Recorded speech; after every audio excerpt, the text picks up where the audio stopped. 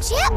Chip! Alien dropships incoming! Before you even play it, you can intuit a whole lot about the upcoming action strategy game Chip and Clawz vs. the Brainioids just by its absolutely ridiculous name alone. Well, I'm pleased to report that after spending several hours with it, it's exactly as goofy and over the top as the title suggests. This cartoonish co-op adventure gives off a distinct Saturday morning cartoon vibe with its bright colors, absurd gags, and dorky aliens with wacky voices. Good day, Cortexa. It is I, Neuronimus Bosch. And blends third-person action with real-time strategy elements that have really piqued my interest. But don't be fooled by its family-friendly ornamentation. As one might expect from a strategy game with XCOM creator Julian Gollop at the helm, this thing already started to show just how deceptively challenging it can be during my short time with it, which has left me eager to see more. The nerve on this one!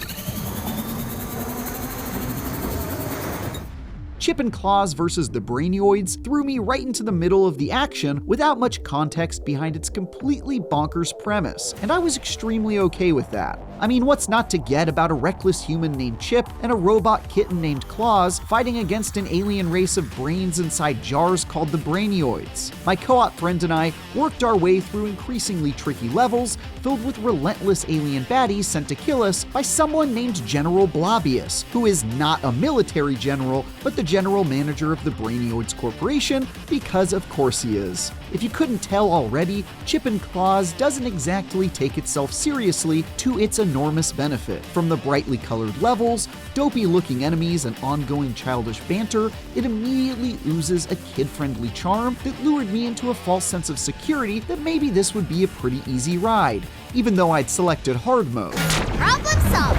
Our objective was the same for most levels: battle our way through alien hordes and destroy the mothership at the far end of the map using a legion of robotic minions as our allies. To do so, we have to work together to collect brainium, the resource used for building, and make decisions about what to spend it on, whether that be the construction of new factories or to power up individual units so they're more effective in combat. But what started out as a fairly by-the-numbers action game with light RTS components became more complex with each level, until we found ourselves screaming at the screen and at each other in panic as we were overwhelmed by the enemy on multiple fronts. That's because Chip and Clawz definitely knows what it's doing in the real-time strategy department, and in between the time I spent running around the map bonking aliens about with my melee weapon, I was toggling over to the build and command modes, which allowed me to construct new facilities or order my minions around respectively.